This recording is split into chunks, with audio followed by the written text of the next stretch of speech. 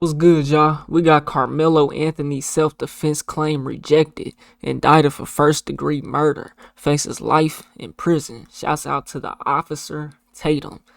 We on the road to 100K, okay? If you ain't hit that like button, subscribe button, and turned on all notifications, slap the dog shit about yourself, because that's the first thing you should have did when you clicked on this video. Let's see what it's hitting for. Good afternoon. Earlier this spring, our community was shaken by what happened at a school track meet in Frisco. The violent loss of 17-year-old Austin Metcalf. For weeks now, my team has been presenting evidence to the grand jury, and today I summarized that evidence, and I asked the grand jury to return a first-degree murder indictment against Karmelo Anthony, which they did. When you charge somebody with first-degree murder, that is a significant burden to prove. That is a significant charge to levy against somebody in a case like this. Bro, is that Donald Trump?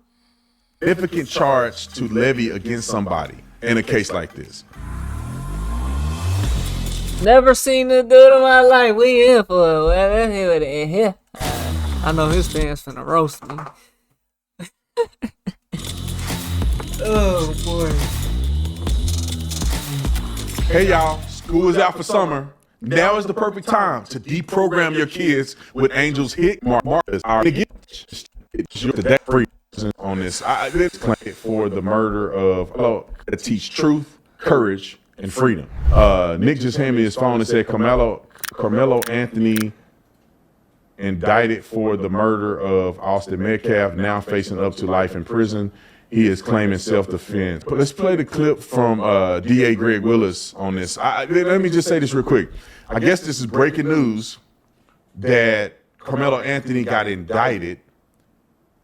I thought he was already arrested for it, but maybe the grand jury indictment had not came. Maybe I was confused about that situation. I thought he had already gotten indicted. I thought he was now on house arrest waiting for the trial.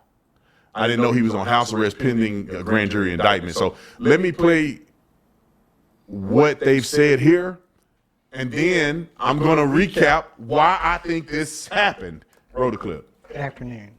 Earlier this spring, our community was shaken by what happened at a school track meet in Frisco. The violent loss of 17-year-old Austin Metcalf. For weeks now, my team has been presenting evidence to the grand jury, and today I summarized that evidence, and I asked the grand jury to return a first-degree murder indictment against Karmelo Anthony, which they did. With this indictment, the case now moves formally into the court system. From this point forward, we'll continue doing our job both fully and fairly to pursue justice under the law. As for the scheduling of the trial, that will be up to the court. But when the time comes, we will be ready. Now, we know that this case has struck a deep nerve here in Collin County and beyond. Thank you. And that's understandable. When something like this happens at a school event, it shakes people to the core. Let's remember that the justice system works best when it moves with steadiness and principle. That's what we're committed to, and that's what this case deserves.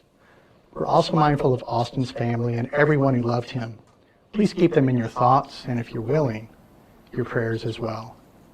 Finally, let's remember that a defendant is presumed innocent unless and until proven guilty in a court of law. All right, let me address this real quick. Is there another clip of that said? Let me address this real quick because, like I said earlier in the video, I don't talk about things that I'm not confident about. One thing about Brandon Tatum, and there's many cops out here that agree with me and know what I'm talking about, but they can't talk about it because they're on duty. I'm retired, or whatever you call it. I resigned 2017. So I can talk about the things that most cops can't talk about because they got the inside scoop. When you charge somebody with first-degree murder, that is a significant burden to prove. That is a significant charge to levy against somebody in a case like this. How I process the information as a former police officer is I say, okay, they charged him with first-degree murder. You have to be able to present elements of the crime to a judge. It's called a felony interim is what we call it, where you have to articulate very clearly the elements of a crime. So therefore, when they charged him the first time with first-degree murder, they have to show that it was premeditated. It was no self-defense whatsoever. And when I found out that they charged him like that, I said, wait a minute, there's something to this. And then the stories start coming out and you start hearing about the bag and all this other stuff. And I said, that's exactly what he should have been charged with. Just the other day, the video got 1.2 million views on it, where we were talking about the video that just came out. And the lady is articulating that there don't appear to be a scuffle before the kids start running and Karmelo stabbed Metcalf. Now, let me articulate the crime real quick to you and tell you why this is first-degree murder according to all the information we have, because some people are thinking he's overcharged. Some people think he's treated like this because he's black. And I tell you what, man, this is one of the most unfortunate situations that could possibly happen, because I think that Karmelo Anthony probably ain't a bad kid. He just made a dumb, bad decision that killed somebody. And now their kid is gone forever, and Karmelo Anthony could face up to life in prison. I think they're going to have mercy on him. I think that they will. Should they? I don't know. But I think that they are probably going to have mercy on him because he's an 18-year-old kid or 17-year-old. I think they tried him as an adult. But the reason that this case became a first-degree murder case is because he had a knife in his backpack. He gets to a position where he's now engaging in an argument with somebody. He knowingly has a knife in his backpack, and he's telling the other person, touch me and see what happens. Premeditation can happen in a split second. That's one thing people don't understand about second degree and first degree is the element of premeditation. If I'm sitting here right now and Nick says something crazy to me and I get mad and I throw something at him and hit him in the head, kill him, I did not intend to kill him. That's second That degree. could be considered manslaughter because my actions was negligent and I hit him and accidentally killed him. That's manslaughter, potentially. Now, if he says something to make me mad and I walk over to him and I just punch him in the face until he's no more, then I killed him in second degree murder, which I didn't premeditate. He made me mad and then the momentum continued. Versus, and I'm not going to kill Nick because I love Nick, and if Nick was ever to go anywhere. But you just said split second shit. That could be, come on now. If you continue to keep going after a nigga's knocked out, that could be premeditation, bro. You know what I'm saying? I would have to shut it all down, okay? So if I was at home and I said, Nick did not upload that video like I asked him to do yesterday, when I get to work, I'm going to kill Nick.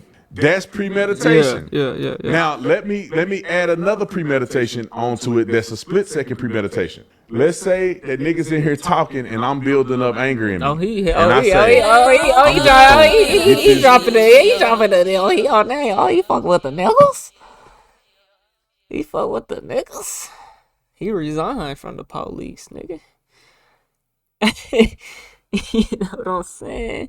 Let me add another premeditation onto it that's a split-second premeditation. Let's say that niggas in here talking and I'm building up anger in me. And I say, I'm going to get this candle and I'm going to bash him over the head when he come back from the restroom. When he come back here from the restroom. That's just the candle. That's premeditated. That's all it takes. Or you can say I had a knife in my pocket. Carry my gun on me all the time. And I say, Nick, say one more thing to me, I'm going to shoot you. And he say something to me and I shoot him. Well, I premeditated it, right? I knew that I have the gun and I know if he say something to me, I'm going to use the gun against him. That's premeditating a murder. And I hate the analogy because I love Nick and I would never do anything to Nick. If anything, I'll take a bullet for him. But Karmelo Anthony having a knife in his backpack and saying, you touch me, see what happened, that's premeditated. He knew that if this guy touched him, he was going to use this knife to stab him in the heart and kill him. It's unfortunate, y'all. I don't like that this happened. I'm not celebrating. Maybe not kill him, but stab him. Anybody in this situation because nobody won. Karmelo Anthony going to prison for the rest of his life ain't going to bring Metcalf back. So nobody wins. It's two lost lives. But I want people to understand that this is not some sham and they're just doing this because he's a black young man and the black man struggling. It's like, nah, man, you committed a crime. There's a law on the books.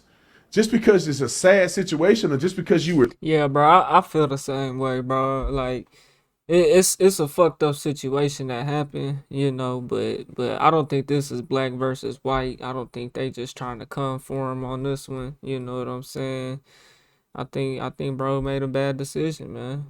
Honestly, and I said that in the first video I reacted to whenever I heard about this shit. You know what I'm saying? I was like, you know, that's a tough situation, you know. It just depends on how it really went.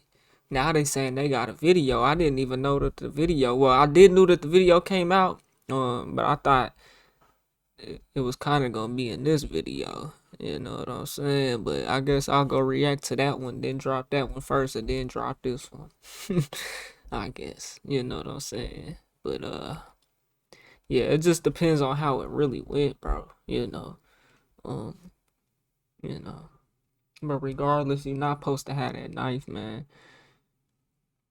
You know. Because he's a black young man and the black man struggling. It's like, nah, man, you committed a crime. There's a law on the books.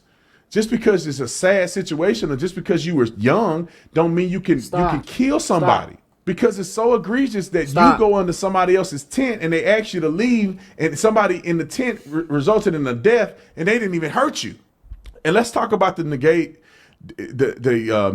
of self-defense. But they was saying that it was gonna beat his ass. They was finna jump the nigga. That's why I say it depends on how it really went, bro. Cause if they was trying to jump the nigga, then I feel a knife is justified, bro. You don't just get jumped. You can die from getting jumped. What is that? Manslaughter, premeditated, or second degree? Which one is it? Cause it can happen in a split second. If y'all jumping this man, you know he's done. He can't fight back. It's murder. People die from getting beat the fuck up. Seriously, bro. You to leave, and somebody in the tent resulted in a death, and they didn't even hurt you. And let's talk about the negating of self. And then they were saying that the tents, the team's tents was in the stands with the fans. That's wrong from the get. They don't do that where I'm from. The stands is under the bleachers. For the tents is under the bleachers for the students, for the athletes.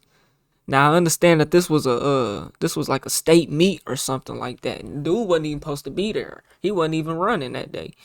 That's what they say though. So yeah, it's a very sticky situation. Bro was cooked. I'm not gonna lie. I've been through this though. Self-defense or disproportionality. Self-defense says that if you feel, because you got to think, self-defense can be a multitude of different responses, right? If a person is threatening me and I feel like I'm going to get beat up by these guys and I hit two of them in the face and I run off, I didn't assault them. I defended myself because I felt like it was an imminent threat against me that these guys were going to beat me up. Now, in order to use deadly force, you have to have the fear of serious bodily injury or death, meaning that you think these kids are going to beat you to death. You think they're going to substantially injure you. One of the two things is going to happen. You can then respond as self-defense with deadly force, but it has to be proportional. Somebody talking can't lead to you using deadly force against them. It's somebody like, oh, Brandon, I'll come over there and whoop you, bro. They just talking at this. There's no imminent threat of serious bodily injury or death. Now, if a dude that's 6'8", 350 pounds walk up to me and get in my face and threaten me, that's different, right? Because now I'm like, this guy will kill me, potentially, because he's much bigger than me. Now, I got more heart than he do, so he ain't gonna kill me. But a person can legitimately... That don't mean he can't kill you, bucko. Shit. It don't mean he can't kill you, bucko. If he 350 and you 180, 180 is not that small, my nigga. I mean, it's not that big, but it's not, you know, you can either be strong or you could be in shape for real, or you could be out of shape like a motherfucker.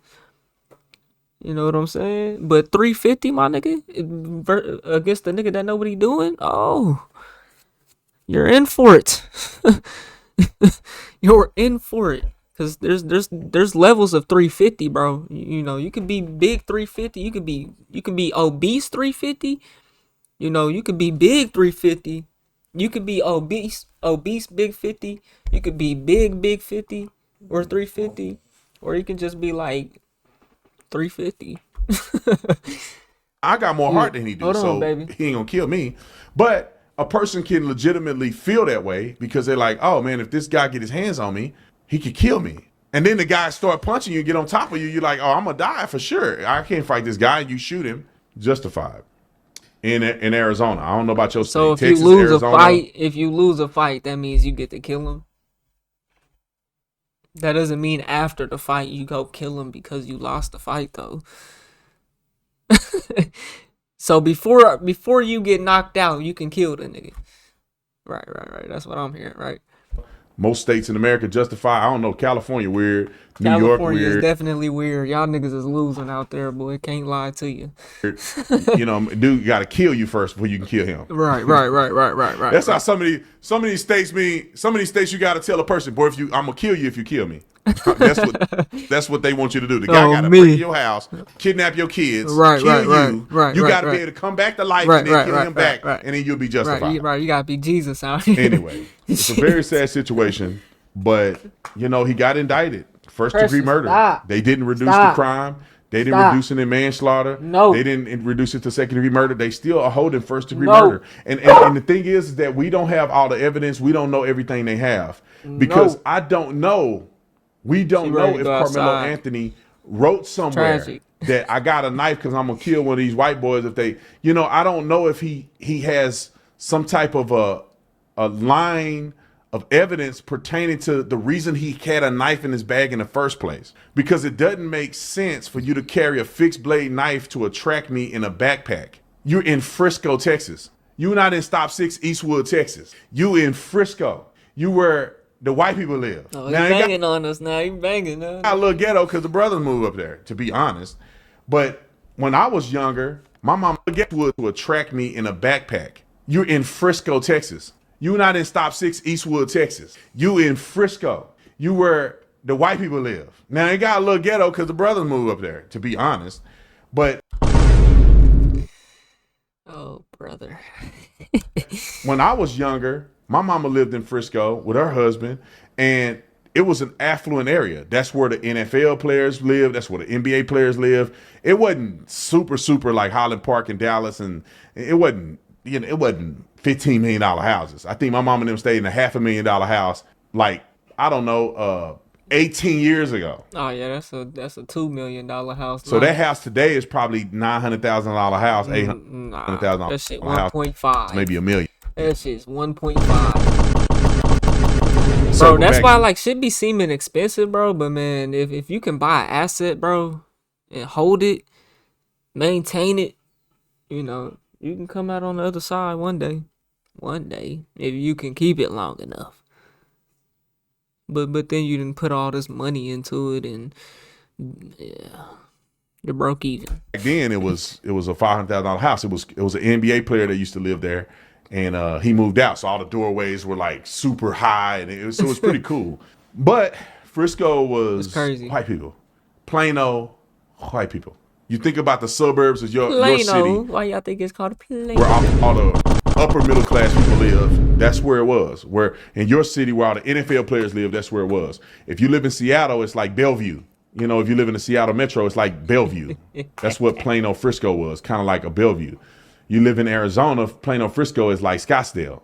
You know, well, Highland Park is like Paradise Valley.